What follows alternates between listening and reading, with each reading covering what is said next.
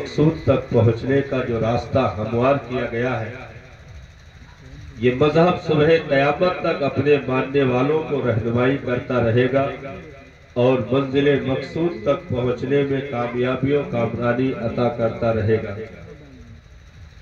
اور سب سے بڑی خوشی کی بات تو یہ ہے کہ رب نے تنہا یہ مذہب نہ دیا، بلکہ اس مذہب کا عظیم پیغامبر اور عالمی سطح کا وہ عظیم ریفارمر اور ہادی کی شکل میں رب نے اس دین کے ساتھ اپنے محبوب کی مقدس ذات کو جوڑ کر کے رکھا۔ عقائد عالم صلی اللہ تعالیٰ علیہ وسلم کی تبلیغ دنیا میں آدم سے لے کر کے حضرت عیسیٰ تک جتنے بھی نبیوں کو رب نے تبلیغی ذمہ اس دنیا میں عطا فرمائی، ان سبوں میں عقائد عالم کا دور سب سے انوکھا دور ہے، سب سے بہتر دور ہے، جس میں بہت مختصر مدت میں سرکار نے اس مذہب کے پرچم کو بلندی عطا کر کے اور دنیا سے ظاہری طور پر آنکھیں بند کرنے کے وقت تک تقریباً 10,000 مربع کلومیٹر تک سرکار کے دور میں اسلام کا پرچم لہرا رہا تھا اور اسلام پورے شان و شوکت کے ساتھ کھڑا تھا، کیونکہ سب سے بڑی خوش نصیبی یہ تھی کہ جہاں پیغمبر دو عالم کا ساتھ ملا اس دین کو، وہیں پر اس دین کے تمام تر قوانین کو اور آگے بڑھانے کے لیے پیغمبر کی فکر کو، ان کی سیرت کو، ان کی دعوت کو لوگوں تک دور دور تک پہنچانے کے لیے رب نے کوئی عام لوگوں کا انتخاب نہیں کیا تھا، بلکہ اس زمین پر پروردگار عالم نے اول ساتھی کی صورت میں مصطفیٰ جان رحمت کو صدیق اکبر کی ذات عطا فرما دی، فاروق اعظم کی ذات عطا فرما دی، عثمان ذوالنورین کی مقدس ذات عطا فرما دی، شیر خدا فاتح خیبر مولا علی کرم اللہ وجہ الکریم کی مقدس ذات رب نے عطا فرما دی، اور یہ اعلان کر دیا گیا اسلام تیری نبض نہ ڈوبے گی حشر تک، تیری رگوں میں خون ہے رواں 4 یار کا۔ یعنی جہاں دین اسلام کو محسن انسانیت کی تبلیغ ملی، جہاں دین اسلام کو امام الانبیاء کا ساتھ ملا، جہاں دین اسلام کو کائنات کے اس عظیم ریفارمر کا ساتھ ملا، جہاں دین اسلام کو شب اسرا کے دولہا کی مقدس معیت نصیب ہوئی، وہیں پر مصطفیٰ جان رحمت کو رب نے یعنی اپنے محبوب کو دنیا میں وہ بہترین ساتھی عطا فرمائے کہ آسمانوں کے ساتھیوں کی بات اگر کی جائے تو رب نے آسمانوں کے ساتھی کی صورت میں جبریل امین کو عطا فرمایا، میکائیل کو عطا فرمایا، حضرت اسرافیل کو عطا فرمایا، حضرت عزرائیل کو عطا فرمایا، جس کے تعلق سے نبی نے خود ارشاد فرمایا کہ ہمیں زمین پر بھی 2 وزیر عطا کیے گئے اور آسمان پر بھی 2 وزیر عطا کیے گئے، زمین پر صدیق و عمر کی مقدس ذات ہے اور آسمان پر حضرت جبریل اور حضرت میکائیل کی مقدس ذاتیں ہیں۔ تو رب نے وہ عظیم ساتھی عطا فرمایا کہ جن پر دنیا جس قدر فخر کرے وہ کم ہے۔ تو اسلام کا سورج کبھی غروب نہیں ہو سکتا ہے، کیونکہ اول نمبر پر نبی نے اس پیغمبر کی ذات کو اس کے ساتھ لگا کر کے رکھا گیا کہ ساری پیغمبری جہاں جھک کر سلام کرے وہ ذات مصطفیٰ جان رحمت کی ہے، سارے رسولان اعظام جہاں اقتدا میں نیت باندھ کر کے کھڑے ہو وہ مصطفیٰ جان رحمت کی مقدس ذات ہے۔ تو ایسے عظیم ذات کا، عظیم ہستی کا ساتھ دین اسلام کو ملا اور صحابہ کی وہ مقدس جماعتیں رب تبارک و تعالیٰ نے دین اسلام کے ساتھ لگا کر کے رکھی کہ جن کی فضیلت میں رب نے خود قرآن مجید میں ارشاد فرمایا جو ہے کہ یہ کبھی بھی باطل سے سمجھوتا نہیں کر سکتے، ہر دور میں یہ باطل کے لیے بالکل سخت چٹان کے مانند سامنے کھڑے ہوں گے. آپسی معاملہ جو ہوگا یعنی مومنین کا تو رحماؤ بینہم کا جو جملہ موجود ہے قرآن میں کہ آپس میں تو رحم دل ہوں گے، لیکن ایک دوسرے کے لیے جو بھی اس دین کو آنکھیں دکھانے کی ناپاک سازش رچے یا اس کے قوانین میں تنقیص کرنے کی ناپاک سازشیں رچے، تو ایسے کے لیے رب تبارک و تعالیٰ نے صحابہ کو جواب کی صورت میں اس دور میں اتارا تھا جنہوں نے قیصر سے لے کر کے کسریٰ تک، وہاں سے لے کر کے مدائن تک، اور مدائن سے لے کر کے فلسطین کی زمین تک وہ حق و حقانیت اور صداقت کا پرچم صحابہ نے لہرا کر کے بتا دیا کہ اگر نبی کی ذات سے بہت قریب رہ کر کے کسی کو خوشبو نصیب ہوئی تو انہوں نے دین کو فراموش نہیں کیا، بلکہ دسترخوان نبوت پر جو لقمہ کھایا تھا صحابہ نے اپنے جگر کا خون نچوڑ کر کے اس لقمے کا بھی حق ادا کیا، دین کی خدمت کا بھی حق ادا کیا، تبلیغ و ارشاد کا بھی حق ادا کیا. یہی نتیجہ تھا صاحب کہ نبی کے دور میں 10,000 مربع کلومیٹر تک اسلام کا دائرہ دیکھا گیا، لیکن جب بات غلاموں کی آئی، جب بات دسترخوان پہ لقمہ کھانے والوں کی آئی، تو حضرت سیدنا فاروق اعظم خلیفہ دوم کی شکل میں جب مسند ارشاد پر اور مسند خلافت پر متمکن ہوتے ہیں تو آپ نے اپنے دور خلافت میں 10 سال کچھ مہینے آپ نے خلافت کا کام انجام دیا. 10 سال 4 مہینہ اور 6 مہینہ تک بھی بتایا جاتا ہے، تو 4 مہینہ 6 دن اس طریقے پر تاریخی روایتیں الگ الگ ہیں، لیکن 10 سال تو کامل، اس میں تو کوئی شک اور شبہ نہیں ہے. آدھی دنیا پر اسلام کا پرچم لہرا کر کے یعنی 36 لاکھ مربع کلومیٹر تک مذہب اسلام کا پرچم لہرایا. نبی کے دور میں 10,000 کلومیٹر، حضرت فاروق اعظم کے دور میں 36 لاکھ مربع کلومیٹر تک اسلام کے دائرے پھیل چکے تھے اور پرچم اسلام لہرا رہا تھا. یعنی صحابہ نے یہ ثابت کر دیا کہ ہم نے ان کی غلامی میں جو زندگی کے ایام گزارے ہیں، ہم نے ان لمحوں کو بھلایا نہیں، ان پلوں کو فراموش نہیں کیا، بلکہ اپنے نبی کا مظہر بن کر کے، اپنے نبی کا آئینہ بن کر کے ہم زمین کے کلیجے پر چلتے رہے. تو رب نے انہیں وہ قوت و طاقت عطا فرمائی کہ صاحب رکے ہوئے دریا کی لہروں کو اگر فاروق اعظم کا خط پہنچ جائے تو نیل جاری ہو جائے، نیل کا پہلا جو ہے نیل کا بہاؤ شروع ہو جائے.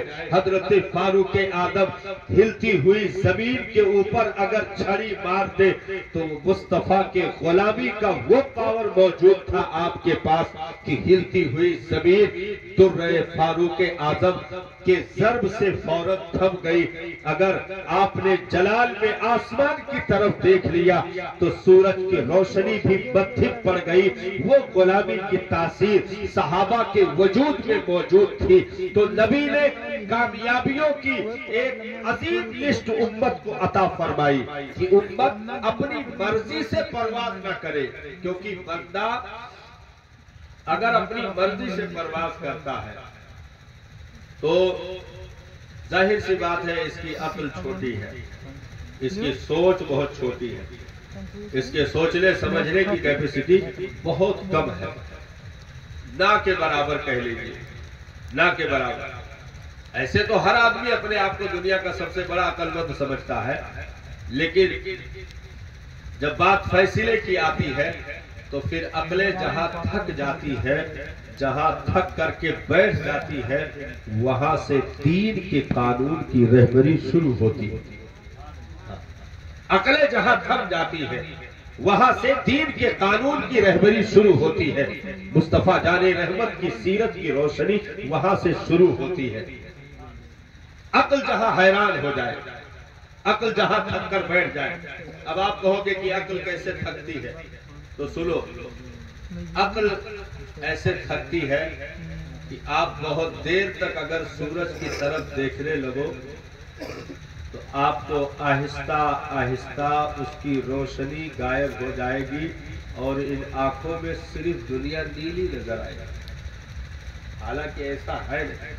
آپ پیڑ دیکھو گے تو وہ بھی نیلا دکھے گا, ہری گھاس دیکھو گے تو وہ بھی نیلا دکھے گا. بہت دیر تک اگر دیکھتے رہو تو یہ کیپیسٹی اس کی جو ہے وہ ختم ہو جاتی ہے اور اس کا اثر غالب آتا ہے. تو ان آنکھوں میں یا تو سرخی آ جائے گی کہ سب لال لال دکھے, یا تو نیلا پن آ جائے گا کہ سب نیلا نیلا دکھے. ٹرین پہ چڑھو, رفتار میں ٹرین چلے تو لگے گا کہ گھر بھاگا چلا جا رہا ہے, درخت بھاگے چلے جا رہے ہیں, زمین دوڑی چلی جا رہی ہے. عقل فیصلہ نہیں کر پا رہی کہ ہو کیا رہا ہے. جب ٹرین رکی تو پتہ لگا نہ گھر بھاگ رہے تھے نہ درخت, سب تو اپنی جگہ پہ تھے, ہمارا ہی دماغ چکر کاٹ رہا ہے.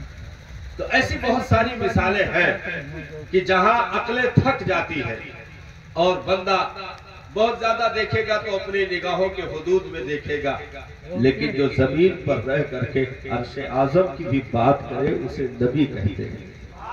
جو زمین پر کھڑا ہو کر کے لوح محفوظ کی باتیں کرتے اسے نبی کہتے ہیں. جو زمین پر رہ کر کے تنا فتد اللہ کی منزلوں کی خوشبو دنیا میں لا کر کے بکھیر دے اسے مصطفیٰ جان رحمت کی مقدس ذات کہا جاتا ہے.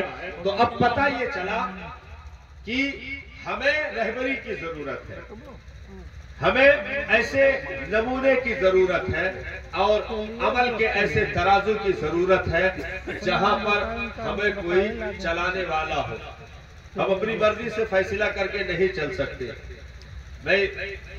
آپ جیسے ریتیلا میدان ہو, تیز دھوپ نکلی ہو, آپ چلیے صحرا میں جہاں صرف ریت ہی ریت ہو تو آپ کو تھوڑی دور پر دکھے گا کہ پانی بھرا ہوا ہے. یا ڈامر سڑک پہ چلیے, تیز دھوپ ہو, جیٹھ بیساکھ کا مہینہ ہو تو آپ ڈامر سڑک دور تک دیکھیے تو لگے گا کہ آگے پانی بھرا ہوا ہے. یا ریتیلی زمین آپ دیکھیے تو لگے گا کہ آگے پانی بھرا ہوا ہے, جس کو ریتیلے میدان کے سفر کا سراب کہا جاتا ہے. دھوکا, آنکھوں کا دھوکا. یعنی آدمی صحرا میں اگر بچھڑ جائے تو چلتے چلتے تھک جائے, زبان سوکھ جائے, آنکھیں پتھرا جائے اور قریب دکھے گا کہ پانی موجود ہے تو وہ اس کو دیکھ کر کے دوڑ لگا دے گا اور اپنی بچی کھچی انرجی بھی صرف کر دے گا کہ اب تو پانی مل ہی گیا ہے, دوڑ لیتے ہیں, پہنچ جائیں گے, پیے گے, نئی تازگی مل جائے گی. لیکن جب آخری انرجی بھی خرچ کر کے اس جگہ پہنچتا ہے تو پتہ لگتا ہے تو ریتوں کا تودا تھا جو دھوپ کی وجہ سے جھلملا رہا تھا. ہماری آنکھوں نے غلط فیصلہ کر دیا. یہ تو ظاہری ریت پر ہماری آنکھیں دھوکا کھا جاتی ہے, لیکن ساتوں طبق زمین کے نیچے موجود خزانوں کا جو پتہ دے دے اسے نبی کہا جاتا ہے. جو قبروں میں لیٹے ہوئے کہ عذاب کو بتا دے اسے نبی کہتے ہیں. تو نبی کی آنکھیں جہاں دنیا تھک کر کے بیٹھ جاتی ہے وہاں سے پیغمبر کی رہبری شروع ہوتی ہے, پیغمبر کی زندگی. اسی لیے رب نے ارشاد فرمایا لَقَدْ كَانَ لَكُمْ فِي رَسُولِ اللَّهِ أُسْوَةٌ حَسَنَةٌ, میرے محبوب کی زندگی تمہارے لیے نمونے عمل ہے, ایک رول ماڈل جس کو کہا جائے کہ ہم اسی کو اپنی زندگی کا اصل بنا کر کے ہم چلیں گے. یعنی وہ کہیں گے کہ بیٹھ جاؤ تو ہم بیٹھ جائیں گے, وہ کہیں گے کہ رک جاؤ ہم رک جائیں گے, وہ کہیں گے کہ اب اٹھ جاؤ تو ہم اٹھ جائیں گے, وہ کہیں گے اب سونے کا وقت سو جاؤ تو ہم سو جائیں گے, وہ کہیں گے اب سجدے کا وقت تو ہم سجدے میں چلے جائیں گے, وہ کہیں گے اب کھانا پینا چھوڑ دو اب روزے کا وقت ہے, یہ قانون ہے, ہم روزہ رکھنا شروع کر دیں گے, وہ کہیں گے اب افطار کا وقت ہے ہم کھانا پینا شروع کر دیں گے. یعنی پورا مکمل ان کے سیرت کے ہر ایک قانون کو ہم اپنے لیے نمونہ بنا کر کے رکھیں گے. وہ جیسا حکم کریں گے ہم اس اعتبار سے چلیں گے, اپنی ذہنوں سے اپنے دماغ سے الٹے سیدھے فیصلے کر کے ہم دین کے قانون سے ٹکرائیں گے نہیں, نبی کے سیرت سے ہم ٹکرائیں گے نہیں, کیونکہ یہی ایمان کی پہچان ہے. ایمان کی جو تعریف کی گئی ہے، الایمان ہی تصدیق بما جاء بہ النبی صلی اللہ تعالی علیہ وآلہ وسلم، کہ نبی جن چیزوں کو لے کر کے آئے انہیں جانو دل سے مان لینا، اسی کو ایمان کہا جاتا ہے۔ اور گردن نہادن جو فارسی میں جملہ آیا ہے کہ کسی کی باتوں پر، کسی کے قانون پر اپنی گردن کو رکھ دینا، یہ ایمان کہلاتا ہے۔ اسے مومن کہا جاتا ہے جو اپنی گردن کو رکھ دے، یعنی ہر ایک چیز اپنے پیدائش سے لے کر کے وفات تک، وہاں سے لے کر کے حشر تک، یہ ساری چیزیں اپنے نبی کی ذات پر ڈال دے کہ آقا آپ جیسے کہیں گے، آپ کہیں گے دن ہے تو پھر دن ہے، آپ کہیں گے رات ہے تو پھر رات ہے۔ ہم اپنے ذہنوں سے فیصلہ نہیں کر سکتے ہیں، کیونکہ ہماری بساط ہی کیا ہے۔ ہم تو مٹھی بند کر لے تو اپنی مٹھی میں ہم نہیں سمجھ پاتے ہیں کہ کیا ہے۔ آپ کی طاقت تو وہ ہے کہ ابو جہل کی مٹھی میں کلمہ پڑھوا دے، کنکروں کو بھی زبان عطا کر دے، اسے نبی کا پاور کہا جاتا ہے، اسے پیغمبر کا پاور کہا جاتا ہے۔ ہم اگر کہیں تو ہمارے گھر کا بچہ بھی ہمارے حکم پر برابر عمل نہ کرے، آپ اشارہ کر دیں سرکار تو پہاڑ بھی چلنے لگے، درخت بھی چلنے لگے، پتے پتے کلمہ پڑھ کر آپ کی غلامی کا پٹا گردن میں ڈال کے نظر آئے، اور جو ہے پتھروں سے کی زبانوں سے بھی الصلاۃ والسلام علیک یا رسول اللہ کی صدا بلند ہو، تو سرکار زمین و زمان تمہارے لیے، مکین و مکان تمہارے لیے، چنی و چنا تمہارے لیے، بنے دو جہاں تمہارے لیے، ہمارے یہاں تمہارے لیے، اٹھے بھی وہاں تمہارے لیے۔ یہ زندگی کا معمول ہونا چاہیے، کیونکہ یہ فیصلہ آپ نے کر لیا کہ ہم اپنی عقل سے صحیح فیصلہ نہیں کر سکتے ہیں۔ اب آپ ہی نہیں، مطلب ہم نے آپ کو مخاطب کیا ہے، لیکن سوال بہت دور تک کے معاملہ رہتا ہے، سوال بہت دور تک ہے۔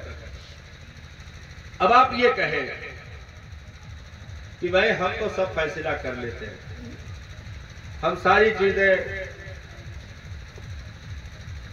نوکری کرنا، کمانا، گھر بنانا، زمین خریدنا، یہاں سے لے کر دبئی تک ہم قانون چلاتے ہیں، تو ہم کسی کے محتاج چھوڑو، ہم اپنے حساب سے جی لیں گے۔ جیسے ابھی حال ہی میں بکواس کی گئی، سوشل میڈیا پر ایک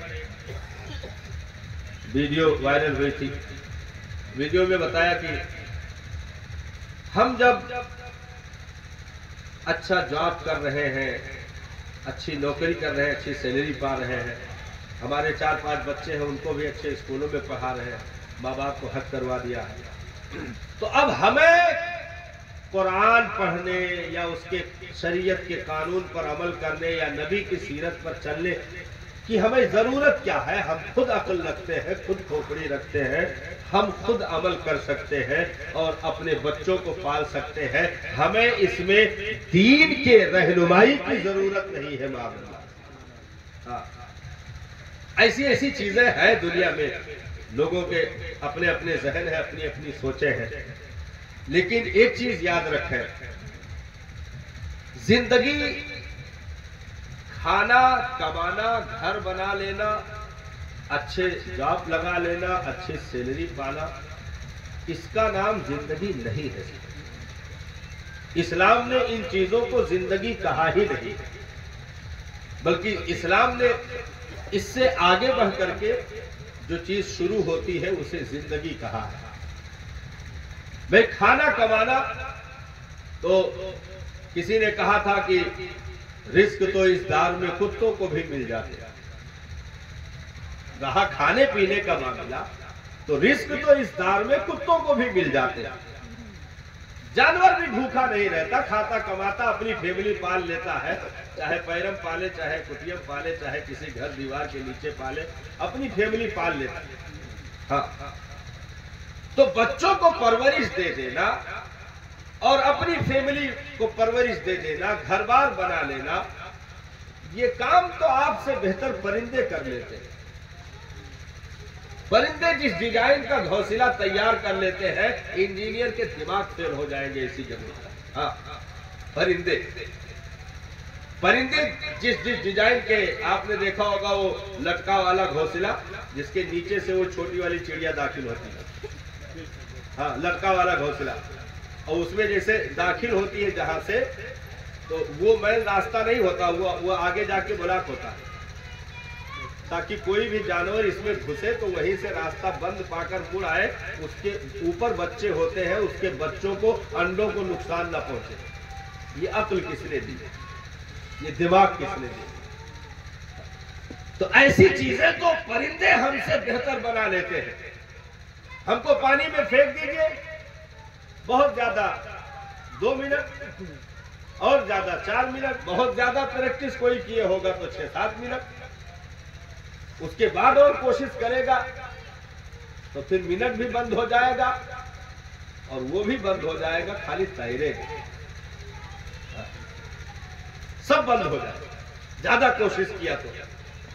لیکن پوری زندگی مچھلی گزار دیتی ہے، سانسیں نہیں پھولتی۔ ہاں وہ آکسیجن اس نے اس کو پانی میں دے رکھا ہے کہ اسے باہر آنے کی حاجت نہیں ہوتی ہے، مہینوں پڑی رہتی ہے۔ تو ہم سے بہتر تو اگر دنیائی اعتبار سے گھر بنانا، اولادیں پالنا، کھانا پینا، کمانا، مر جانا، تو اس میں پھر انسان کی اور جانور کی پھر کوئی الگ سے تمیز نہ رہی۔ انسان سے بہتر پھر اس لائن میں جانور نظر آئے گا۔ اسلام یہاں کی زندگی کی باتیں نہیں کرتا ہے، یہ ساری چیزیں جہاں اینڈ ہوتی ہے وہاں سے جو چیز شروع ہوتی ہے، اسلام وہاں سے بحث کرتا ہے۔ کھانا کمانا مر جانا یہ انسانی طریقہ ہی نہیں، جانوروں کا بھی طریقہ ہے، لیکن اس دنیا میں پیدا ہونے کے بعد جنتی ہو کر چلا جانا یہ مذہب کی رہنمائی ہوتی ہے، عقل کی رہنمائی نہیں ہوتی ہے۔ بندے کا کھا کر بلڈنگ بنا کر مر جانا یہ کوئی بڑی بات نہیں ہے، یہ تو سب کر کے چلے جاتے ہیں، لیکن اس دنیا میں آنا اور تمام خواہشات کے ہوتے ہوئے، تمام فتنوں کے ہوتے ہوئے دامن کو بچا لینا، جھوٹ سے زبان کو بچا لینا، غیبت سے زبان کو بچا لینا، چغل خوری سننے سے کان کو بچا لینا، بے حیائی سے آنکھوں کو بچا لینا، حرام جگہوں پر جانے سے قدم کو روک دینا، غلط چیزوں پر پڑنے سے ہاتھ کو روک دینا، اپنے شہوات نفسانیہ خواہشات شیطانیہ کو روک لینا۔ اگر ان چیزوں پر کوئی دیوار کھڑا کرتا ہے تو دنیا کا قانون نہیں، وہ مذہب ہے۔ نعرہ تکبیر، نعرہ رسالت، جشن عید میلاد النبی، مسلک اعلی حضرت، دوست کا دامن۔ ہم سوچتے ہیں کہ کھانے کمانے مر جانے کا نام مذہب ہے، نہیں صاحب۔ ہم نے کہا کہ وہ ٹی وی ڈیبیٹ میں بیٹھا بکواس کر رہا تھا، ہم نے کہا بیٹا ہم سے اگر 10 منٹ بات ہو جاتی تو ہم ہی تم کو سمجھا دیتے۔ سب سے پہلی بات تو جن کے سامنے تم باتیں کرتے ہو وہاں تو ٹوپی لگا لیا، لیکن استنجا کر کے وجود کو پاک کرنے کی بھی تمیز نہیں ہے، وہ کیا مذہب بتائے گا؟ وہ کیا مذہب بتائے گا؟ ہم نے کہا آج تک کسی اس کو مولانا کہہ کے بلا دو، مولانا یہ جواب دو، مولانا یہ جواب دو۔ ہم نے کہا بیٹا آج تک کسی مولانا سے ملے ہی نہیں ہو۔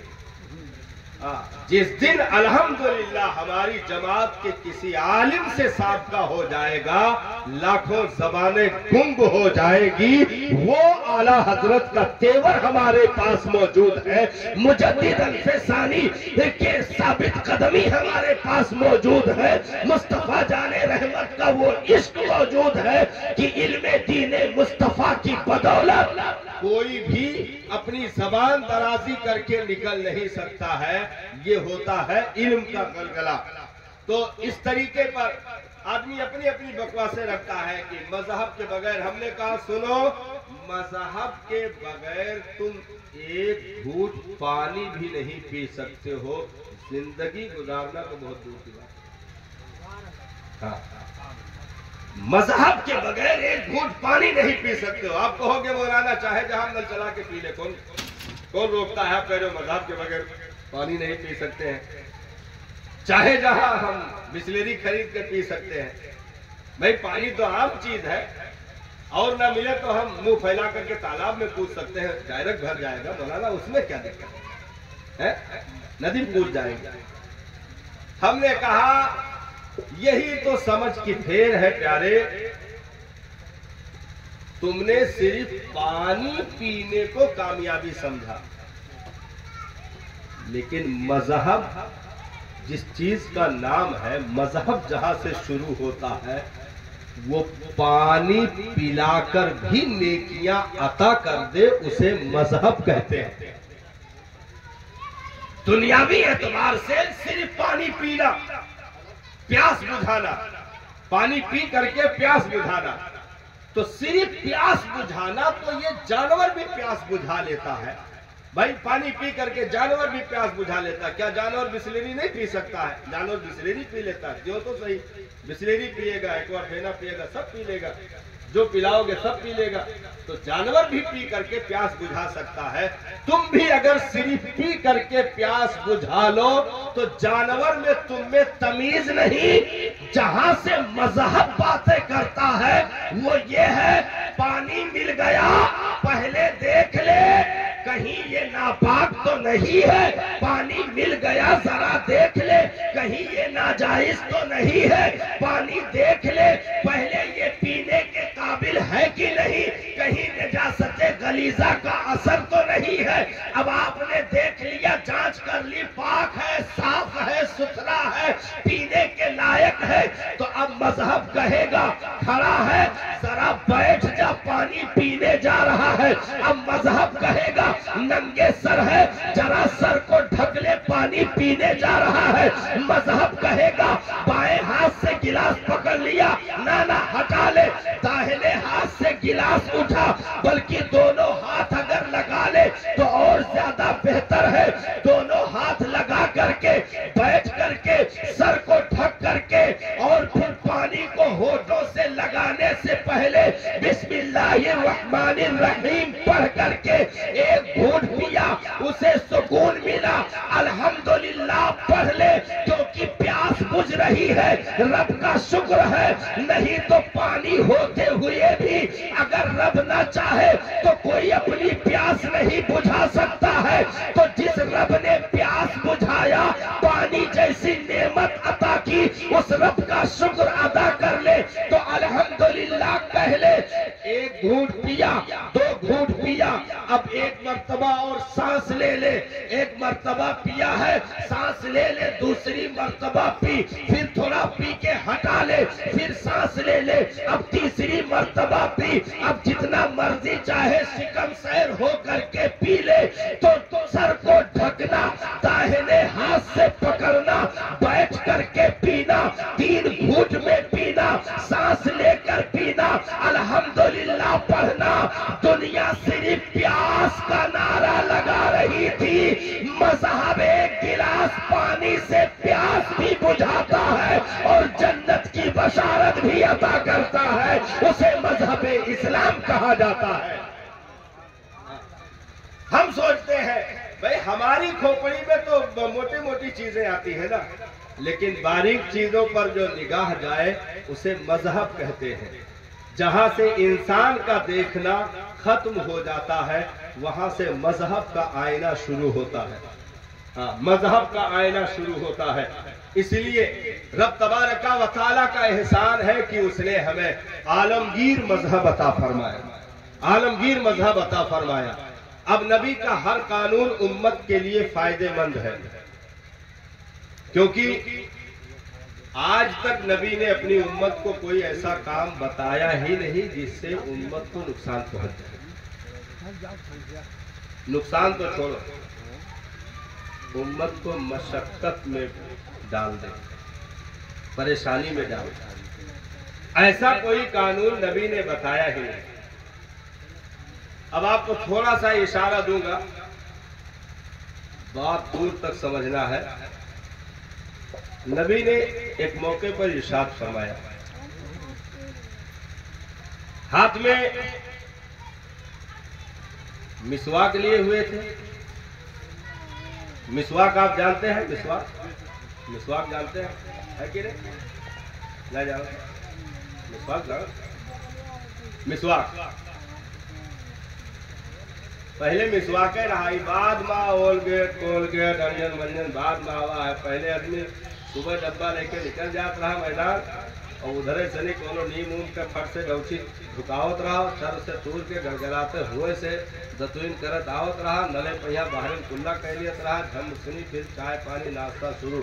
ای بعد میں آوا ہے ای دانت نکالو تو یہ چمک پیدا ہوئی ہے اتنی بار رگڑو تو یہ چمک پیدا ہوئی ہے اور یہ بیکٹیریا مارتا ہے کیٹانو مارتا ہے جم مارتا ہے. دنیا کا ناٹک بعد میں آیا ہے پہلے مسواک رہا پہلے مسواک ہی تھا.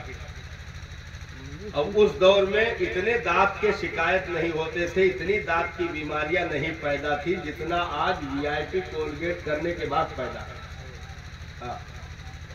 بڑے بوڑھے جو 60-70 سال 80 سال ایسے لوگ بھی ہم کو ملے 100 پار کر چکے تھے ایسے لوگ بھی ملے. ہم نے دیکھا وہ چر گٹکا چبائے 100 سال ہونے بعد ایک بھی دانت نہیں گرا تو کہا بھیا سب دیسی مال ہے دیسی مال. تو مسواک کا تصور بہت پہلے سے ہے یہ تو انجن منجن بعد میں آیا. تو اب یہ اشارہ ایک ہلکا سا دے کہ مسواک مذہب نے اس چیز کو سنت میں ڈالا نبی کی یہ سنت ہے. سرکار نے ایک موقع پر ارشاد فرمایا اس کی اتنی اہمیت ہے.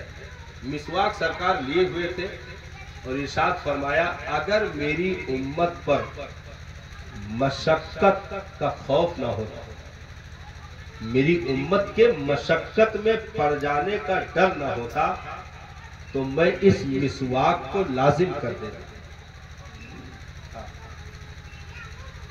اس مسواک کو امت پر لازم کر دیتا کہ اسے کرنا ہی ہے. نہیں کرو گے تو کوئی چارہ نہیں ہے چھٹکارا نہیں کرو گے تو جرم بن جائے گا. لیکن نبی نے اسے لازم نہیں کیا سنت ہی رکھا کہ اس مسواک کی وجہ سے کہیں امت مشقت میں نہ پڑ جائے پریشانی میں نہ پڑ جائے. تو جو نبی مسواک جیسی چھوٹی چیز کو امت کے زحمت میں پڑنے کی وجہ سے سنت رہنے دے فرض و واجب کے درجے میں داخل نہ ہونے دے وہ اور قانون کو امت کے لیے کیوں بنائے گا کہ امت مشقت میں پڑ جائے امت پریشانی میں پڑ جائے یا امت دشواریوں میں گر جائے.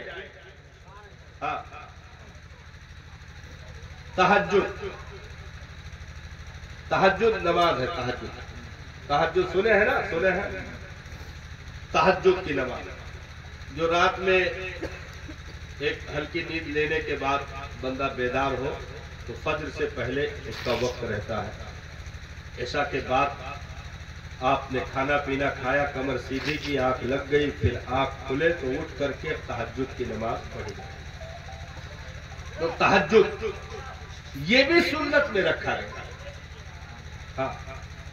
تہجد کو سنت میں رکھا گیا جبکہ تہجد کی نماز نبی کی ذات پر فرض تھی.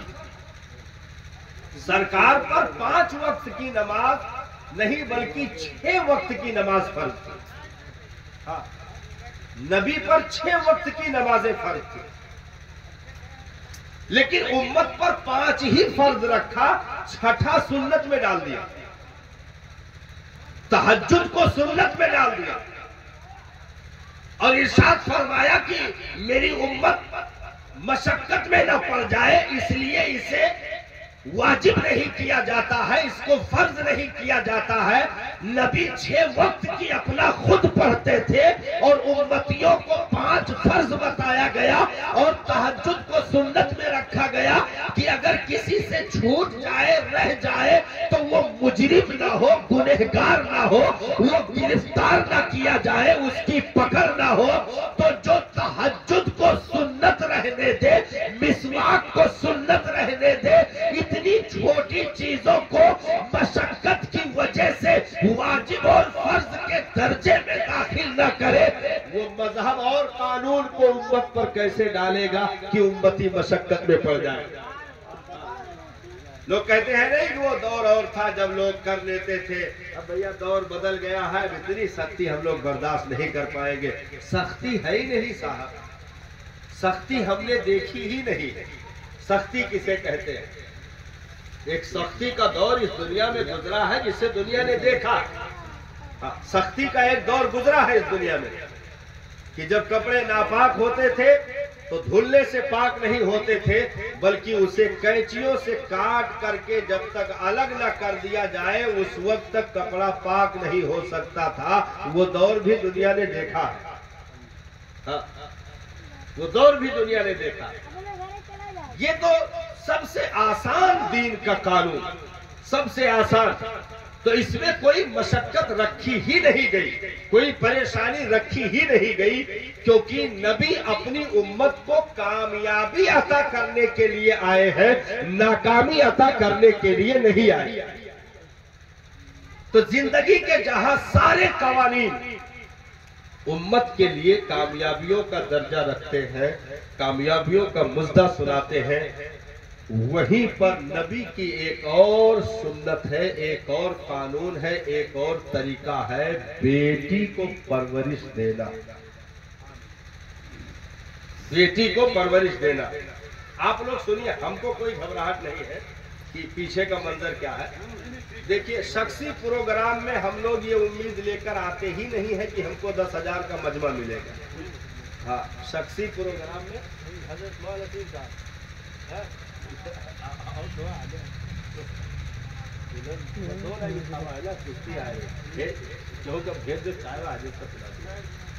بنا ہوتا ہے، چائے آ رہی، چائے آ رہی، چائے آ رہی، بس تھوڑا چائے ہو گیا، تھوڑا بیک گراؤنڈ لمبا کر دیا، ہو گیا ہو گیا۔ تو آپ لوگ سنیے، بس جس کا پروگرام ہے اس دور میں وہی سن لے جائے، بہت بڑی بات ہے۔ ہاں، تو جلسے جلوس میں تقریریں ہوتی ہیں، شخصی پروگرام میں بھی ہوتی ہیں، ہم لوگ دن میں بھی بولتے، رات میں بھی بولتے، 2 آدمی بولتے، 2000 میں بھی بولتے ہیں، 10,000 میں بھی بولتے ہیں، مسئلہ وہ نہیں ہے۔ تو اپنا مزاج تو الحمدللہ یہ ہے نہیں کہ 4 آدمی دیکھ کے بس ہم ڈائریکٹ آئے جائے، بس صلاۃ و سلام پڑھ لیں بھیا، ہمارے بس کی بات میں تقریر یہ کون عادت ہو بھائی، کاہے سلام پڑھ لیں بھائی؟ ہاں، نہیں ایسا نہیں۔ الحمدللہ اپنی عادت جو ہے، علماء ہمارے جانتے ہیں، ہمارے احباب علماء جانتے ہیں سب، کہ میں جو تقریر کانفرنس میں کرتا ہوں وہی تقریر الحمدللہ میں چھوٹے موٹی محفلوں میں بھی کر دیتا ہوں۔ ہاں، کوئی دقت نہیں۔ تو ایک چیز یاد رکھیں کہ نبی نے جہاں سارے قانون اپنی امت کو کامیابی عطا کرنے کے لیے دیے ہیں، رب کی عطا سے اپنی امت کو جتنے بھی قوانین نبی نے عطا فرمائے اس دنیا میں، ان میں ہر قانون امت کے لیے کامیابی کا ضامن ہے۔ بڑے بڑے قانون کا شمار تو بعد میں کیجیے گا، ایک بہت چھوٹا قانون، اجر میں بہت بڑا، قانون میں بہت چھوٹا، مطلب کرنے میں بہت چھوٹا عمل لیکن اجر میں بہت بڑا عمل۔ جیسے آپ راستہ چل رہے ہو تو راستہ سبھی چلتے ہیں، آپ بھی چل رہے ہیں، لیکن راستہ چل رہے ہو، آپ نے دیکھا کہ بیچ راستے پر ادھا پڑا، گمبا پڑا، یا بیچ راستے پر کانٹا پڑا، آپ نے موٹر سائیکل روکی یا سائیکل روک دی اور اتر کر کے گئے، وہ گمبا اٹھا کر کے چپکے سے لا کر روڈ کے کنارے ڈال دیے کہ ہم تو بچ گئے، ہو سکتا ہے ہمارے پیچھے کوئی آ رہا ہو جو دیکھ نہ پائے اور اس پر گاڑی چڑھ جائے یا اس کے پیر کو ٹھوکر لگ جائے، اسے نقصان پہنچ جائے، ہم تو دیکھ لیے بچ گئے۔ تو ہم یہ سوچتے ہیں کہ ہم بچے، باقی سب پھنس جائے تو زیادہ صحیح ہے۔ ہاں، ہم یہی سوچتے ہیں کہ ہم اپنا بچ کے کہاں پیر سے ہو گھسکائے کے بیچ مکئی جی کی آوت ہے، پیچھے سے کہ لڑی ہے اور چپ پہ کنارے کھڑا ہو کے کہاں دیکھا کری، لڑے لڑے لڑے لڑ گئے۔ یہ سسٹم ہے، جیسے کوئی بچلا کے گرے تو ہم تالی لگا بجائے لگے تھے کہ گرے گرے گرے، ایسا نہیں۔ سب سے عمل میں سب سے چھوٹا، یعنی نقصان دہ چیز کو راستے سے ہٹا دینا۔ ادھا گمبا پڑا، کانٹا پڑا ہے، نقصان دہ چیز کو اس کو اٹھا کر کنارے کر دینا۔ یہ بہت چھوٹا عمل ہے، لیکن قانون اسلام نے یہ بھی دے رکھا ہے اپنے ماننے والوں کو کہ تم نے اگر مذہب کا کلمہ پڑھا ہے اور اگر تم اپنے نبی کو فالو کرتے ہو، مانتے ہو، محبت کرتے ہو، تو تم اس نقصان دہ چیز کو دیکھ کر آگے نہیں بڑھ سکتے۔ تمہاری ذمہ داری ہے کہ اس کو ہٹا کر کے کنارے کر دو۔ اب کنارے کرنے میں معاملہ تھوڑی دیر کے لیے سمجھ آتا ہے کہ اس میں ہمارا کیا فائدہ ہے، ہمارا کیا فائدہ ہے۔ ارے فائدہ تمہارا ہی نہیں، سب کا فائدہ ہے جو اس راستے سے گزر رہے ہیں۔ آپ نے نہیں ہٹایا، آپ چلے گئے، ہو سکتا اس کے پیچھے آپ کا بیٹا آ رہا ہو اور وہی اس روڑے سے ٹکرا کے گر جائے، دونوں ٹانگیں خراب ہو جائیں، تو آپ کہو کہ ہائے میں نے یہ تو سوچا ہی نہیں تھا۔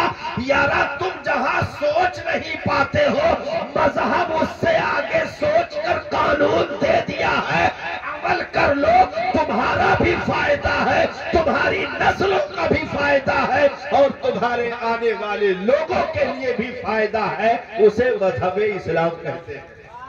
ہاں، تو یہ سارے قانون امت کے فائدے کے لیے، تو وہیں پر ایک قانون اور نبی کی ایک بہت ہی پیاری اور چہیتی سنت جسے کہا جائے، جس کے تعلق سے نبی نے بہت سارے مقامات پر اس کے فضیلتیں بیان فرمائے، اس کے احکام جاری فرمائے۔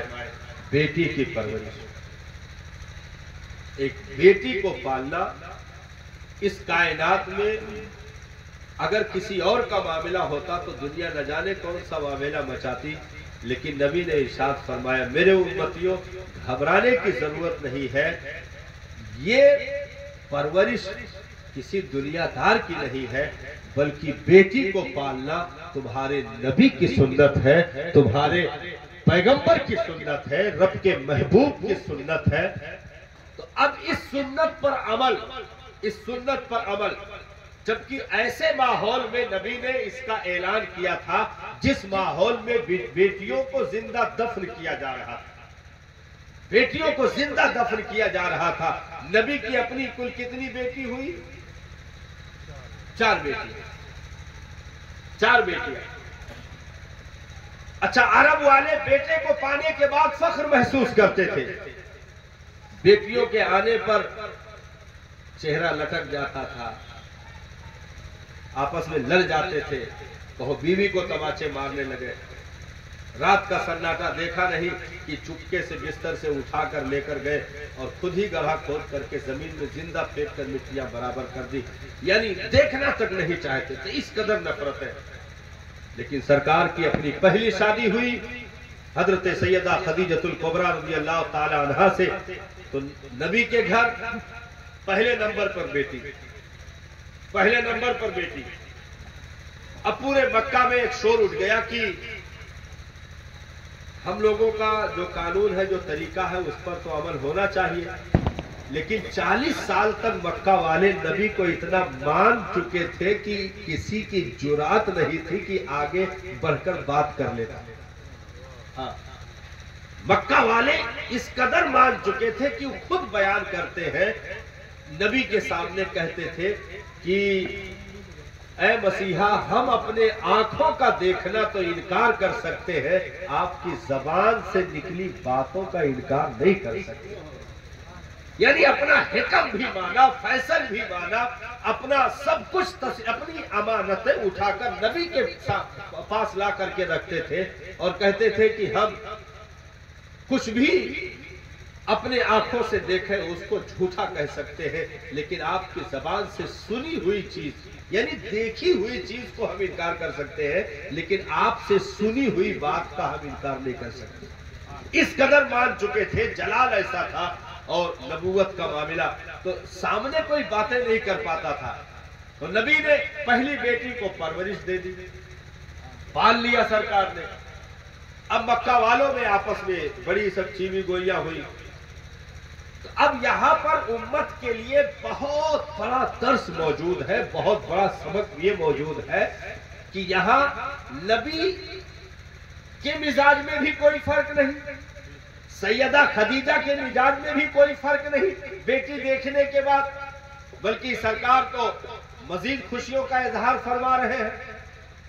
اچھا، ہر آدمی کی یہ تمنا ہوتی ہے، اس عرب کے دستور کے مطابق تمنا ہوتی تھی کہ بیٹا آ جائے، تو چلو پہلی بیٹی آ گئی تو اب تمنا تو اور جاگ جاتی ہے کہ یار اب دوسرے نمبر پہ تو پھر بیٹا آنا چاہیے، جیسے کہ ہم لوگوں کا ماحول چل رہا۔ شادی ہو کر کے بیٹی آئی تو پہلے سے گھر والے نام وام چنے رکھے رہتے ہیں۔ ہاں، نام چنے رکھے رہتے ہیں کہ لڑکا ہوگا یہ نام رکھیں گے اور یہاں ختنہ کروائیں گے، یہاں منڈن کروائیں گے، یہاں عقیقہ کروائیں گے، وہ پورا سب سسٹم سیٹنگ کیے رہتے ہیں۔ اور دادی بھی ٹوٹے دانتوں سے الٹی سیدھی حرکتیں گھر میں مچاتی رہتی ہے کہ ناتی آئے گا، پوتا آئے گا، یہ چومیں گے، کھلونا۔ بہت لوگ تو کھلونا سعودی دبئی رہے والے پتہ لگ جاتا ہے کہ بیوی امید سے ہے تو سعودی سے لڑکے والا کھلونا، سائیکل اور گنگنیاں جنجنیاں سب لے کے پہنچ جاتے ہیں۔ ہاں، اب اتنے میں اسپتال سے فون آیا، بہت افسوس ہے، مارو لڑکی پیدا بھائی۔ ارے تو جھنجھلا پھنبھلا ادھار، بولا تماشا بھی اکٹھا رکھا تھا، کون داغے کون چھڑائے، خون کرے تیار نہیں، منہ پہ تماچا مار رہا، افسوس کر رہا اور بیوی کو جا کر کے تانے دے رہا۔ یعنی پورا عرب کے کافروں کا طریقہ، ہاں، جیسے وہ حرکتیں کرتے تھے ویسے آج حرکتیں جاری ہیں۔ یہاں تک کہ الٹرا ساؤنڈ پر پابندی ہے، گورنمنٹ کی پابندی ہے، نہیں تو یہ جانچ کروا لے جائے۔ کوئی تو ذرائع سے جان بھی جاتے گھوس پات دے کر کے، اگر جان جائے کہ بیٹی ہے تو بہت زہر کا انجیکشن حمل میں دے دے۔ ہاں، آج بھی اسپتالوں کا آپ رپورٹ لیجئے، آج بھی لوگ بیٹیاں چھوڑ کر بھاگنے والوں کی تعداد موجود ہے۔ ہاں، اسپتالوں میں بیٹیوں کو چھوڑ کر بھاگنے والوں کی تعداد موجود ہے۔ تو اب اس طریقے پر وہ حرکتیں جو کفار مکہ کرتے تھے، آج بعد اللہ ہم کرنے پر اتارو ہو گئے۔ نبی نے کیا ارشاد فرمایا؟ میری سنت ہے۔ تو اب ایک تو یہ کہ بیٹی پیدا ہوئی، پرورش دینا، یہ نبی کی سنت، اور دوسری چیز یہ ہے امت کو بہت بڑا جواب کہ پورا گھر ادھر ماتم کدا بن گیا، پھول آ گیا اسپتال سے کہ لڑکی پیدا ہو گئی۔ آپ سب رشتہ داروں میں پھول پتی بند، منہ پھول گئے، غصان ہے، بیوی سے بات چیت نہیں ہے، اور ساس سسر تو بالکل غصان پھٹارا، برسات کا غصان پھٹارا، بالکل بیٹھا ہے کہ جس لے بیوی کچھ بول رہے، وہ بیچاری سہمی کیا غلطی اس کی ہے بھائی؟ رب نے ارشاد فرمایا تم اپنی اولادوں کو قتل نہ کرو، روزی ہم دیتے ہیں، تم کون ہوتے ہو موت دینے والے؟ تم گلا دبانے والے کون ہوتے ہو؟ روزی ہم دیتے ہیں، تم کون ہوتے قتل کرنے والے؟ تو رب نے یہ وعدہ کر رکھا ہے، لیکن اب وہ لڑکا پھر امید جگی، پھر پھول پتی شروع، پھر دبئی تک پھول پہنچ گیا کہ امید امید امید ہے کچھ معاملہ، 2-3 مہینہ انتظار کرو، پھر گھنگھنا جھنجھنا، پھر سے جو ہے اس کی سروس شروع ہو گئی، رینو کرنا شروع کر دیا، پھر کھلونا خریدنا شروع کر دیا۔ پھر اب اگر کسی نے بتا دیا کہ پھر لڑکی پیدا ہوئی، ارے تو پھر طوفان۔ لیکن سرکار کے گھر پہلی بیٹی، اس کے بعد سرکار کے گھر پھر دوسری بھی بیٹی پیدا ہوئی۔ سرکار نے پرورش دے دی، خوشیوں کا اظہار فرمایا۔ تو اب 2 بیٹیاں، مکہ والے تو ایک نہیں برداشت کرتے تھے، نبی کے یہاں 2 بیٹیاں ہو گئی، اور اس کے بعد پھر امید جاگی۔ سرکار دو عالم صلی اللہ علیہ وسلم کے یہاں تیسری بیٹی بھی تشریف لے آئی۔ ہمارے یہاں اگر لگاتار 3 بیٹی ہو جائے تو اکثر 99% کے یہاں طلاق رکھا ہے۔ 3 بیٹی اگر لگاتار ہو جائے تو طلاق رکھا ہے۔ وہ کہو دوسرا رشتہ تلاش کرنے لگے کہ اس مرحوس کا چہرہ دیکھا تھا، سب لڑکی اپنا کھائے کون نہیں ہے، 3 لڑکیوں شادی کون کرے گا، خرچ کون کرے گا۔ ہم نے کہا او ذلیل نادان کہیں کا، جب تو آیا تھا مٹھیاں بھی کھول نہیں سکتا تھا، ماں کے پیٹ میں 9 مہینے تھا، آنکھیں بھی کھول نہیں سکتا تھا۔ کون دبئی کما رہا تھا، کون سعودی کما رہا تھا، 9 مہینے رب نے تجھے پیٹ میں روزی دے کر کے پرورش عطا کر دی۔ پھر دنیا میں آیا، نہیں جوان ہوتے ہوتے 12-15 سال لگ گئے، ہوش سنبھالتے اپنے قدم پر کھڑے ہوتے 22 سال لگ گئے، تب جا کر کے کچھ پیسہ ویسا کمانے کے لائق بنا۔ 22 سال لگ گئے۔ 22 سال تک تجھے کس نے روزیاں عطا کی؟ کوئی سعودی دبئی نہیں صاحب، ماں کے پستانوں میں تیرے لیے دودھ کا خوراک، دودھ کی غذا جس نے پیدا فرمائی اسے پروردگار کہتے گئے۔ یہ ساری چیزیں ہوئی۔ اب ہم سوچتے ہیں کہ ہم بیٹیوں کو پال رہے ہیں، ہم بیٹیوں کا رشتہ کر رہے ہیں، ہم یہ کر رہے ہیں، ہم نہیں، رب کر رہا ہے، وسیلہ تم بن رہے ہو، وسیلہ تم بن رہے ہو۔ تو 3 بیٹی کون برداشت کرے؟ پورے مکہ میں الگ شور اٹھا ہوا ہے کہ نبی کے یہاں 3 بیٹیاں آ گئی اور سب کو پال رہے ہیں، کسی کو نہیں مارا گیا، کسی کو دفن نہیں کیا گیا۔ اب چوتھی تو بالکل برداشت نہیں ہو سکتی ہے۔ رب کی قدرت دیکھو، پروردگار عالم نے اپنے محبوب کو چوتھی بیٹی بھی عطا فرمائی۔ چوتھے نمبر پر اب وہ ذات کی آمد ہوئی تھی۔ بھائی 3 بیٹیاں پال لی گئی، چوتھی آئی، باپ کا چہرہ مرجھایا نہیں، ماں کا چہرہ مرجھایا نہیں، پرورش میں کوئی کمی نہیں۔ چوتھی بیٹی آئی تو نبی نے سب سے بڑھ کر اظہار فرمایا۔ چوتھی بیٹی، سب سے چھوٹی بیٹی کا نام حضرت سیدہ فاطمہ الزہرا ہے۔ سب سے چھوٹی بیٹی نبی کی سب سے لاڈلی اور چہیتی بیٹی، نبی نے ارشاد فرمایا فاطمہ بضعۃ منی، میری بیٹی میرے جگر کا ٹکڑا ہے۔ ارشاد فرمایا میری بیٹی کائنات کی عورتوں کی سردار ہے، جنتی عورتوں کی سردار ہے۔ میری بیٹی میرے جسم کا ٹکڑا گئے، جس نے فاطمہ کو راضی کیا اس نے مجھے راضی کر لیا، جس نے میری بیٹی کو ناراض کیا اس نے مجھے ناراض کر دیا۔ لوگوں کی نسلیں ان کے بیٹوں سے چلا کرتی ہے، میری نسل میری بیٹی فاطمہ سے چلے گی۔ تو سب سے چھوٹی بیٹی چوتھے نمبر پہ، تو بھائی دنیا والوں کے منہ لٹک جاتے۔ تو نبی نے اس طریقے پر اپنی سنت امت کو عطا فرمائی ہے کہ میرے امتیوں گھبرانے کی ضرورت نہیں ہے، رب کی مرضی ہے، وہ 1 بیٹی دے، 2 بیٹی دے، 3 بیٹی دے، 4 بیٹی دے، تمہیں اس کی رضا پر راضی رہنا ہے۔ جس نے تمہیں پیدا کر کے جوانی دے دی وہ انہیں بھی پال کر جوانی بھی دے گا، ان کا رشتہ بھی عطا کرے گا۔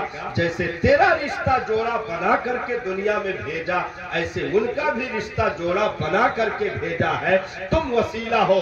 ہاں تمہاری ذمہ داری یہ ہے کہ اپنی بیٹیوں کو ایسے بچپن میں ادب دے دینا، تعلیم دے دینا کہ وہ خاتون جنت، وہ نبی کی بیٹیاں جو صحابہ کے گھر گئی اور صرف گھر ہی نہیں گئی، ان کی اولادیں بھی ہوئی، اور صرف اولادیں ہی نہیں ہوئی بلکہ نبی نے بیٹی کو وہ تعلیم عطا فرمائی، وہ فضیلت عطا فرمائی کہ صرف بیٹا ہی نہیں، حسن و حسین کی صورت میں رب نے امت کا رکھوالا عطا فرما دیا،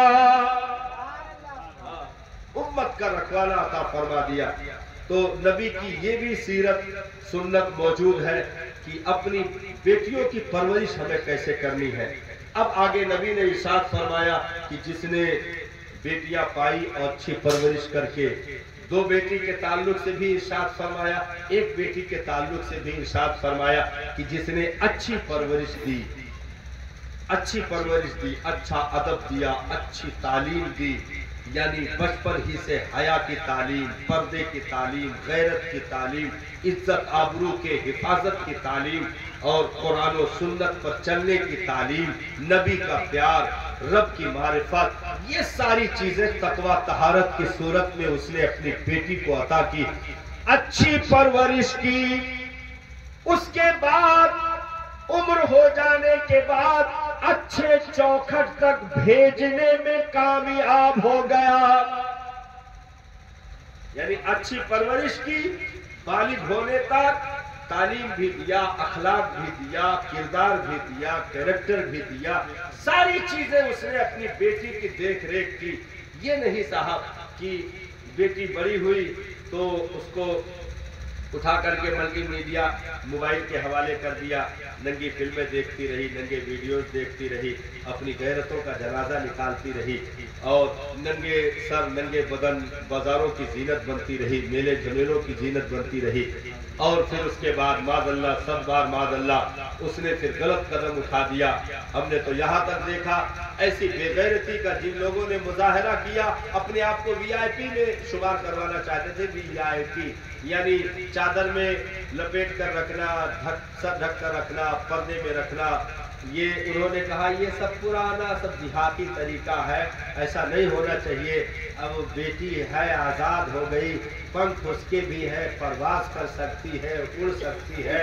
हमने कहा ओ जलीलो, मछली पानी के अंदर ही तैरती अच्छी लगती है, अगर पानी का हद पार करके तैरे तो मौत हो जाएगी, जिंदगी नहीं है।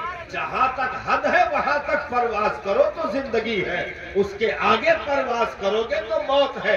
इस्लाम ने हद बना करके रखी है, गैरत की हद है, तुम्हारे अखलाकियात की हद है, तुम्हें अपने बदन को कहां तक छुपाना है, अपनी गैरत को कहां तक बचाना है, ये सारी चीजों के हुदूद मुतय्यन कर दिए दीन इस्लाम ने, नबी के उसवे हसना ने, वो सारी तालीमात हमारे पास मौजूद। उसके बाद ये हमने सारी तालीम दे दी, यानी अपनी बेटी को परवरिश का वो जौहर अता कर दिया कि उसे देखने के बाद ये नहीं लगता कि इसकी मां का किरदार दिख रहा है या सिर्फ बेटी का किरदार दिख रहा है।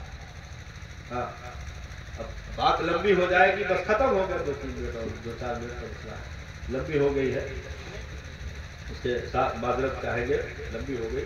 तो नबी ने देखिए सैयदा मखदूम कायनात हजरत फातिमा ज़हरा रज़ी अल्लाह ताला अन्हा के बचपन की जिंदगी है और आपकी वालदा हजरत सैयदा खदीजतुल कुबरा का विसाल हो गया। हजरत फातिमा नन्ही उम्र में थी रज़ी अल्लाह ताला, नन्ही उम्र में, और आपकी वालदे मोहतरमा का विसाल हो गया और उन्होंने दुनिया से जाते हुए अपनी बेटी का हाथ नबी के हाथ में दे करके रोते हुए ये अर्जी लगाई थी कि मेरे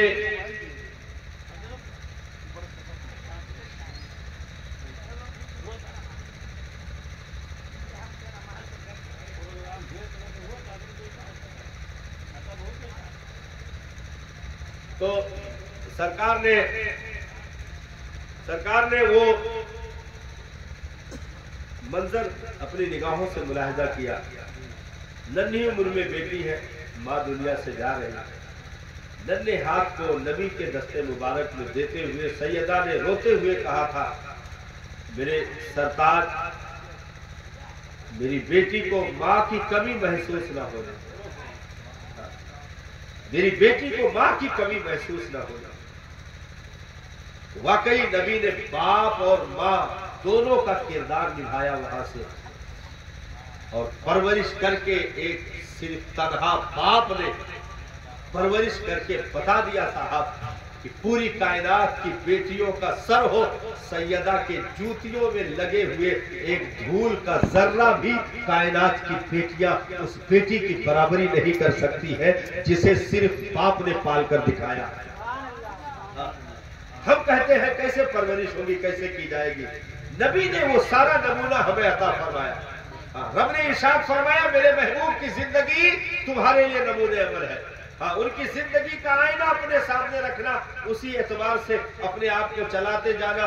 زندگی کے کسی موڑ پر بھی تمہیں دشواریوں کا سامنا نہیں کرنا پڑے گا، کہیں پریشانیوں کا سامنا نہیں کرنا پڑے گا. آج امت جو چھاتی پیٹ رہی رو رہی ہے نا، طریقے مصطفیٰ کو چھوڑنا ہے وجہ بربادی، طریقے مصطفیٰ کو چھوڑنا ہے وجہ بربادی. اسی سے قوم دنیا میں ہوئی بے اقتدار اپنی.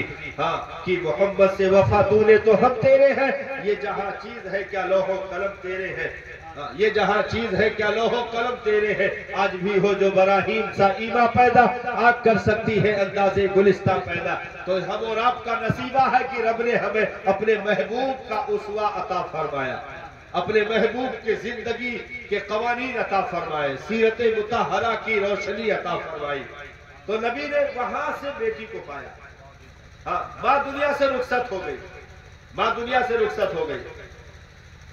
لیکن جب سرکار اعلان نبوت فرمانے کے بعد ایک دن ایسا آیا کہ حرم میں سرکار سجدے کے عالم میں تھے.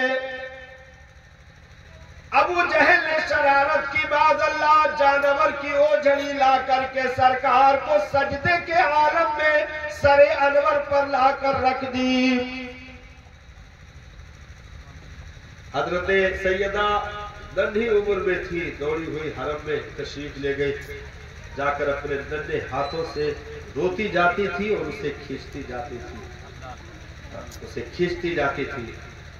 بہت مشکل سے اس اوجھڑی کو پرے ہٹایا گیا. سرکار کے سر مبارک میں اس کی آلودگی جو ہے لگ چکی تھی. سیدہ دوڑی دوڑی گئی، پیالے میں پانی لے کر کے آئی. سرکار ایک پتھر پہ تشریف فرما تھے. مخدومہ کائنات نے اپنے ننھے ہاتھوں سے پانی ڈالنا اور سرکار کے منہ مبارک کو دھلنا شروع کیا. نبی نے بڑھ کر کے سیدہ کا ہاتھ چوم لیا اور کہا میری بیٹی تو نے اپنی ماں خدیجہ کا کردار اپنا لیا. آپ چلتی تھی تو لگتا تھا کہ حضرت سیدہ خدیجۃ الکبریٰ رضی اللہ عنہا جا رہی. بولتی تھی تو ان کے لہجے میں گفتگو، یعنی ماں کا پورا کیریکٹر، پورا کردار اپنے وجود مسعود میں حضرت مخدومہ کائنات نے اتار لیا تھا. تو بیٹی ماں کی جو ہے آئینہ دار ہو، ماں کی تصویریں اس کے وجود میں دکھیں، ایسی پرورش ہم کر دیں اپنی بچیوں کی. تو یہ نبی کی مقدس سنت ہے، نبی کا طریقہ ہے. اپنی بیٹیوں کو نبی نے ارشاد فرمایا اچھی پرورش، صرف پرورش نہیں، صرف پرورش میں تو یہود بھی ہے، نصارہ بھی ہے، مجوس بھی ہے. نبی نے ارشاد فرمایا اچھی پرورش تو صرف پرورش وہ ڈرامے اور فلموں کے نظر ہوتی ہے. اچھی پرورش جنت کو اپنے قدموں کے نیچے رکھنے میں وہ مقدر کا دھنی ہوتی ہے بیٹی، کہ خود بھی جنت کی حقدار ہوتی ہے، اپنی اولادوں کو بھی جنت کا حقدار کرتی ہے. تو نبی نے ارشاد فرمایا جس نے دو بیٹیاں، نبی نے ارشاد انگلی سے اشارہ فرمایا، دو بیٹیاں پائی. ایک صاحب نے عرض کی سرکار جس کی ایک بیٹی ہو، نبی نے کہا اسے بھی وہی انعام عطا کیا، یعنی دو بیٹیاں یا ایک بیٹی پائی اور اچھی پرورش کر کے. اور آگے پھر ارشاد فرمایا اچھے چوکھٹ تک. اس میں بھی اچھے کا لفظ ہے، صرف چوکھٹ تک نہیں. صرف چوکھٹ تک بھیجنے میں تو ماروتی بھی انعام میں رکھی جائے گی. صرف چوکھٹ تک بھیجنے میں مالداروں کی مالداری دیکھی جائے گی. صرف چوکھٹ تک بھیجنے میں دنیا داروں کی دنیا داری بھی دیکھی جائے گی. صرف چوکھٹ تک بھیجنے میں کوئی بدعقیدہ بھی ہو سکتا ہے، بد مذہب بھی ہو سکتا ہے، بے غیرت بھی ہو سکتا ہے، بے دین بھی ہو سکتا ہے، صرف چوکھٹ تک بھیجنے میں کامیابی نہیں ہے۔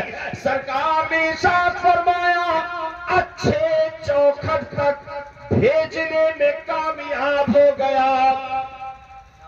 تو اچھا چوکھٹ کون سا ہو سکتا ہے؟ اچھا چوکھٹ سنگ مرمر کا لگا ہوا چوکھٹ نہیں مراد ہے، بلکہ چھپر ہو، نیچے مٹی کی مڈیر بنی ہو، اس کے نیچے دیندار بیٹی رہتی ہو، تو وہی اچھا چوکھٹ ہے۔ اچھے چوکھٹ تک سرکار نے ارشاد فرمایا اچھے چوکھٹ تک بھیجنے میں کامیاب ہو گیا۔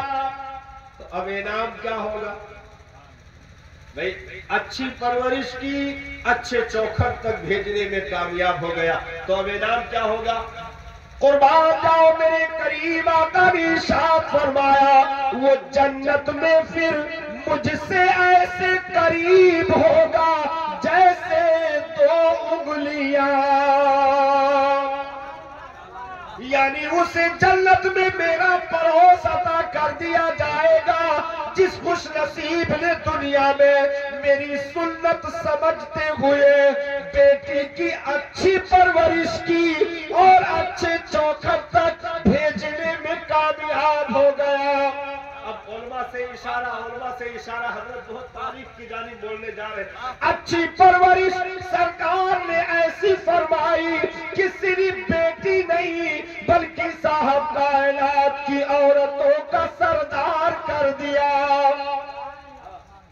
جملے کا اشارہ ہے حضرت، بہت بڑا جملہ آنے جا رہا ہے، آپ بھی توجہ دیجیے گا۔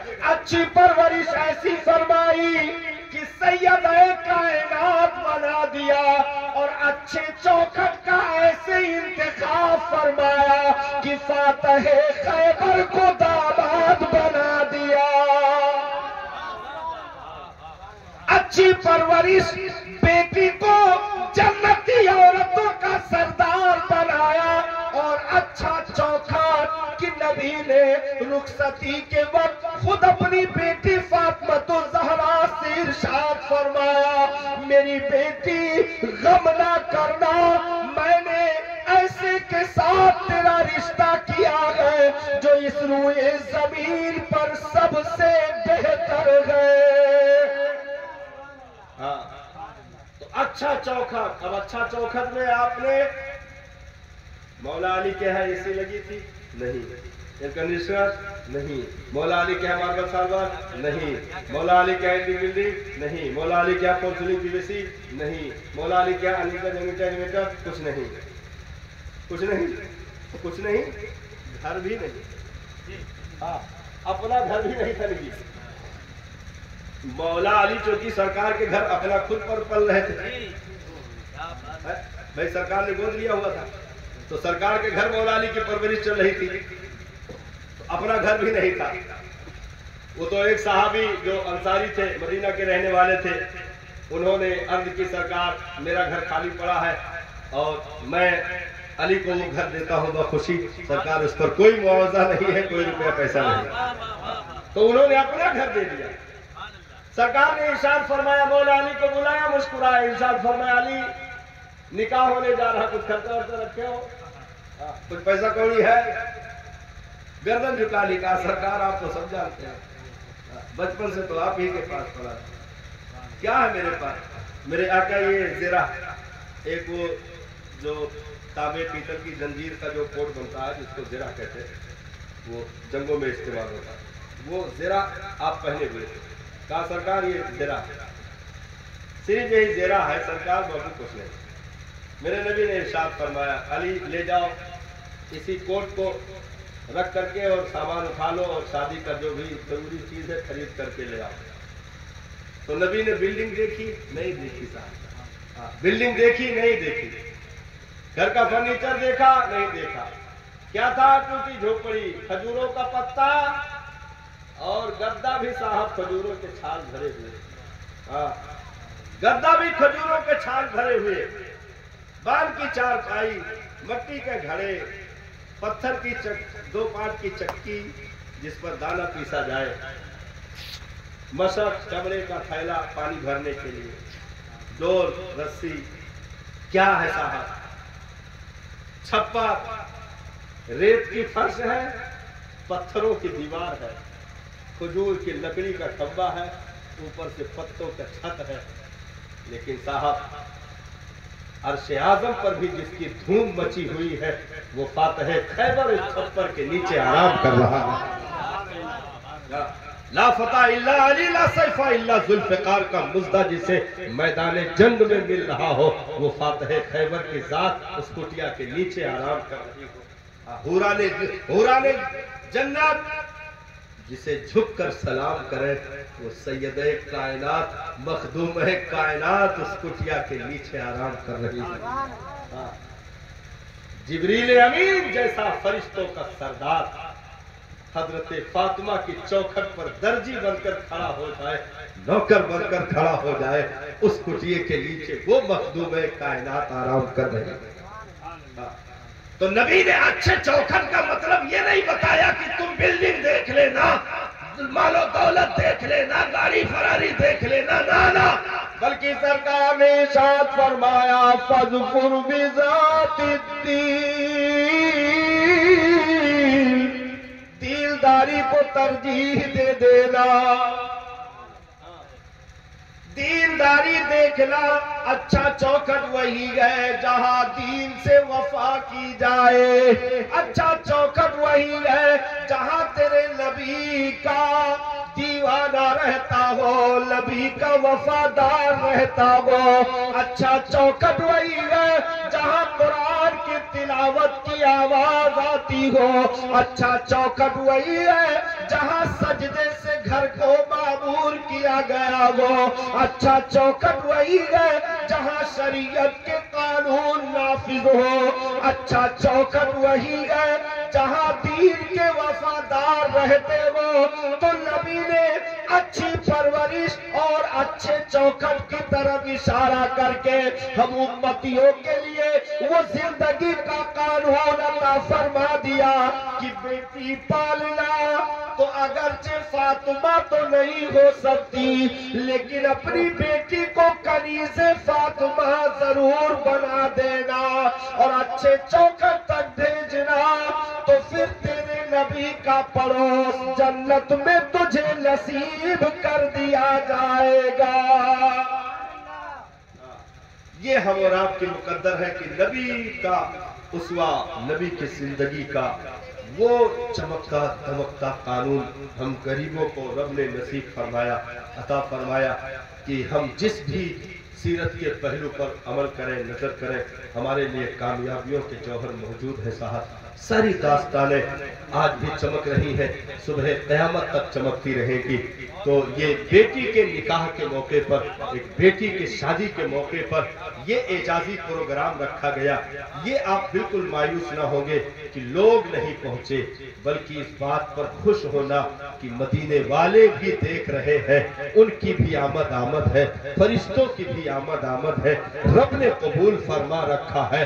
باقی لوگوں کا کیا صاحب، بھیڑ تو صاحب سرکس میں بھی لگ جاتے ہیں، بھیڑ تو بازاروں میں بھی لگ جاتے ہیں، لیکن جہاں اللہ و رسول کا ذکر ہو وہاں صاحب بھیڑ نہیں دیکھی جاتی ہے، حسینی کردار دیکھا جاتا ہے، کربلا کی وفا دیکھی جاتی ہے، اہل بیت کا عشق دیکھا جاتا ہے، نبی کے گھر والوں کا پیار دیکھا جاتا ہے۔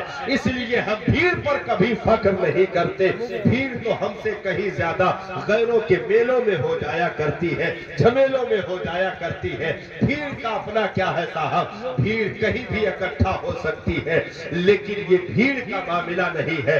ہم کبھی بھیڑ نہیں دیکھا کرتے ہیں، بلکہ اپنے دلوں کا درد جہاں رکھ کر بیٹھے ہو وہاں اپنے آقا کی آمد کا انتظار کرتے ہیں۔ جہاں ذکر حبیب ہوتا ہے خود خدا بھی قریب ہوتا ہے، اس کی محفل میں بیٹھنے والا، اس کی محفل میں آدمی خوش نصیب ہوتا ہے، آدمی خوش نصیب ہوتا ہے، میں سو جاؤں یا مصطفیٰ کہتے کہتے کھلے آنکھ صلی علی کہتے کہتے لکیریں لیاتے گئے آنے دول کو، وہی آقا ہوگے وہی بات ہوگی، وہی بات ہوگی۔ اس لیے ہم اپنے نبی کو یاد کرنے کے لیے بھیڑ کے محتاج نہیں ہے صاحب۔ ہمیں جہاں بھی درد اٹھتا ہے ہم چراغوں کی ٹمٹماتی روشنی میں درود کے گجرے پیش کر کے اپنے نبی کو یاد کر لیتے ہیں، ہم انہیں پکار لیتے ہیں، ہم انہیں صدا لگا دیتے ہیں۔ لکیوں کر کہوں یا حبیبی اغسلنی،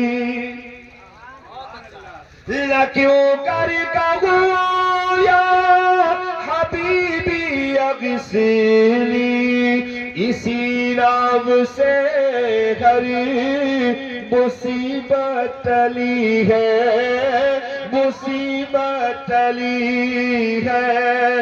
لکیریں کرتے ہیں تعظیم میری، یا رسول اللہ فدا ہو کہ تجھ پہ یہ عزت ملی ہے، یہ عزت ملی ہے۔ شفاعت کرے حشر میں جو رضا کی، سوا تیرے کس کو یہ قدرت ملی ہے، قدرت ملی ہے۔ نبی رازدار مع اللہ گلی ہے، مع اللہ گلی ہے۔ اس لیے ہم مبارکباد کے لائق ہیں جو ایسے موقع پر اپنے آقا کی میلاد کی محفل کا اہتمام کیے۔ ہمارا اٹھنا بیٹھنا مولا قبول فرمائے اور اس بیٹی کے زندگی میں مولا عمر خضری کی برکتیں عطا فرمائے، اور اس شادی میں جو بھی ابھی بہت سارے کام باقی ہیں مولا غیب سے امداد و نصرت فرمائے، عزت و آبرو کی حفاظت و صیانت فرمائے، اور آنے والے لوگوں کے دلوں کا کنیکشن یہاں کے لوگوں کے دلوں سے کر دے، فریقین میں اور ایک نئے رشتے میں مولا ایسی الفت و محبت عطا فرما جیسے کہ آدم و حوا کو عطا فرمائی، جیسا کہ تو نے حضرت یوسف و زلیخا کو عطا فرمائی، حضرت ابراہیم و سارہ کو عطا فرمائی، حضرت موسیٰ حضرت صفورہ کو عطا فرمائی، حضرت مولا علی شیر خدا و خاتون جنت کو عطا فرمائی، اور رسول کائنات مختار کائنات امام الانبیاء سید الانبیاء و ام المومنین حضرت سیدہ خدیجۃ الکبریٰ و حضرت ماریہ قبطیہ و ام المومنین حضرت عائشہ صدیقہ کو جو محبت مولا عطا فرمائی، ایسی زوجین میں فریقین میں الفت و محبت عطا فرما، علماء حفاظ قرہ کے قدموں کی برکتیں ہم تمامی کو عطا فرما۔ السلام علیکم ورحمۃ اللہ تعالی وبرکاتہ۔